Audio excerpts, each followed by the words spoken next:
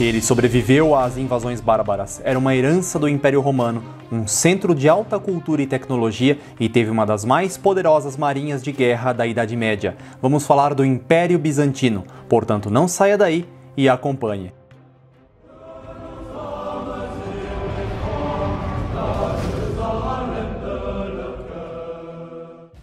Saudações, prezados amantes da Idade Média, sejam bem-vindos ao canal Medieval. Hoje vamos conhecer o Império Bizantino, que teve uma grande importância histórica e cultural, de modo especial para a civilização ocidental. Falar do Império Bizantino é falar de um legado da Idade Antiga, pois o Império nasceu do antigo Império Romano. Veremos hoje o seu surgimento, expansão e declínio. Tudo começou quando Roma já tinha expandido as suas fronteiras para lugares longínquos da Europa, do norte da África e da Ásia. Ora, com a grandeza do território, administrá-lo não era fácil. Com efeito, vários problemas administrativos despontavam desde o século III, o que, aliado às pestes, revoltas e corrupção, formaram a base do declínio de Roma. Por outro lado, as campanhas militares do leste tinham mais sucesso. Assim, várias tentativas de reanimar o império e manter a sua unidade foram feitas. Uma delas, sob o governo do imperador Constantino, resultou na construção de uma nova capital, a Nova Roma, que mais tarde viria a ser conhecida como Constantinopla, o embrião do Império Bizantino. Logo, o Império Bizantino nasceu dentro do Império Romano a partir da construção de Constantinopla, que atendia à necessidade de estabelecer um controle mais próximo às demandas e prioridades militares do período. A cidade foi construída sobre a antiga colônia grega de Bizâncio. Era uma cidade pequena, porém muito rica, assentando-se no cruzamento de rotas comerciais marítimas e terrestres. Estando no Estreito de Bósforo, ela controlava a única ligação entre o Mar Mediterrâneo e o Mar Negro e ficava exatamente entre a Ásia e a Europa. Sendo localizada em um ponto que tornava fácil a sua defesa, a cidade prosperou imensamente, dando grande riqueza a todo o império. A Nova Roma foi fundada no ano de 330. Já no ano de 395, o Império Romano foi dividido em duas partes, a oriental, com sede em Constantinopla, e a parte ocidental, com sede em Roma. A porção oriental do Império sobreviveu às invasões bárbaras, originando assim o Império Bizantino. Constantinopla já tinha no período gigantescos complexos de muralhas que a tornaram praticamente inexpugnável ao longo dos séculos. Constantinopla estava recheada de igrejas e santuários de grande renome em toda a cristandade, como por exemplo, o Mosteiro de São João Batista, a Igreja dos Santos Apóstolos e a mais conhecida de todas, a Basílica de Santa Sofia. Em termos econômicos, ao contrário do Ocidente, o dinamismo comercial ainda se mantinha no Oriente, sofrendo pouca influência das invasões bárbaras. Cidades bizantinas como Constantinopla, Alexandria e Antioquia eram cidades muito bem urbanizadas e grandes centros econômicos e culturais. Além delas, capitais provinciais chegavam a ter 50 mil habitantes em média, o que para a época era muita coisa. Pelos portos bizantinos, uma diversidade impressionante de bens circulava, e uma administração eficiente soube tirar bom proveito econômico. Politicamente, no Império Bizantino, a centralização do poder se mantinha, muito por conta da estrutura imperial, não ocorrendo a descentralização e a graduação de poderes, ou mesmo o fracionamento de propriedades como no caso do feudalismo dos reinos ocidentais. Assim, os imperadores bizantinos no geral possuíam um poder imenso, à semelhança dos antigos imperadores romanos. Isso inclusive resultará em um problema que envolverá a religião, que foi o cesaropapismo. Ele foi uma tendência recorrente na história do Império, na qual o chefe de Estado procurava regular a doutrina e a disciplina eclesiástica. Por este motivo, ocorreram muitos atritos com os papas, sucessores do apóstolo São Pedro. No âmbito cultural, devemos muito aos bizantinos, que desenvolveram muitas ciências, leis civis e técnicas artísticas importantes, com destaque para a manutenção dos escritos gregos antigos e para a produção de mosaicos com técnica muito apurada, ícones e imensas basílicas. Muitas das estruturas administrativas do Império eram continuações das antigas instituições romanas, sobretudo no que tange ao direito. Porém, muitas dessas estruturas foram sendo modificadas com o tempo.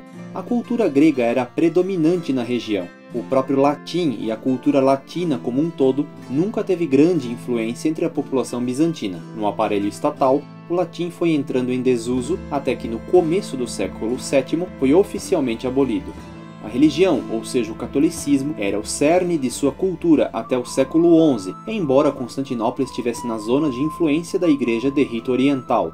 Ainda assim, uma unidade considerável foi mantida na maior parte do tempo entre os anos de 395 e 1054. Ainda falando em termos culturais, o intenso intercâmbio com o Oriente e a passagem de muitos estrangeiros deixou a cultura bizantina cada vez mais diversificada.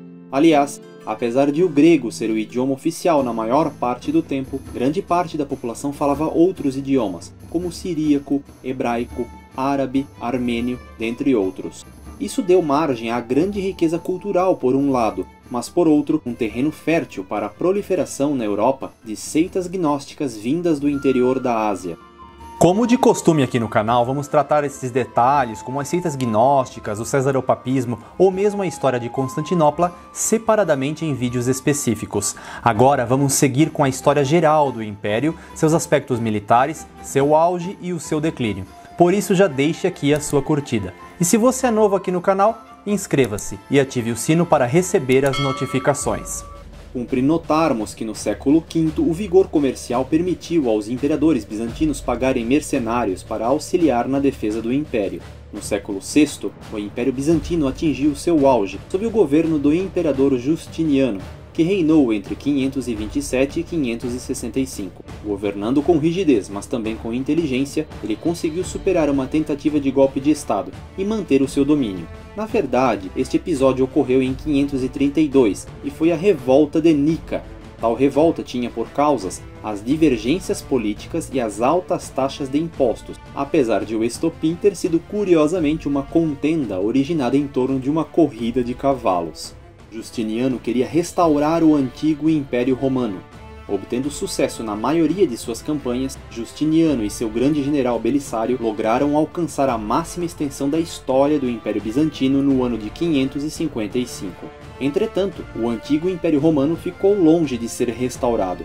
Ainda assim, o esplendor e a riqueza do Império nesta época eram ímpares. Sua população orbitava os 26 milhões de habitantes, marca jamais alcançada nos séculos seguintes, dado o encolhimento do Império face à violentíssima expansão islâmica. Foi ainda sob o governo de Justiniano que a Basílica de Santa Sofia foi construída, e também por sua influência reorganizaram-se as leis e as instituições romanas, por meio de um conjunto de obras jurídicas que somente mais tarde receberam o nome de Corpus Iuris Civilis. No começo do século VII, apesar de sair vitorioso de uma grande guerra contra os persas sassânidas, o Império Bizantino ficou desgastado, o que abriu caminho para as invasões islâmicas. Aliás, os séculos seguintes ficariam marcados por tais invasões, sob o primeiro califado islâmico, que custou ao Império muitas vidas e territórios. Houve inclusive um cerco à própria capital, Constantinopla, que durou 4 longos anos. Por fim, a frota árabe foi repelida por uma nova invenção militar, o fogo grego. Esta era uma nova arma desenvolvida pelos bizantinos e que até hoje envolve certo mistério. Em seu tempo, sua fórmula exata era segredo de Estado. Basicamente, com ela, os bizantinos projetavam fogo sobre a marinha inimiga a partir de seus navios, por meio de um mecanismo que alijava uma mistura oleosa, a qual pegava fogo. Misteriosamente, a água não apagava o fogo grego, mas o vinagre era capaz de fazê-lo. Falando sobre isso, é preciso mencionar as impressionantes capacidades militares do Império Bizantino, reflexo do aproveitamento da herança militar romana.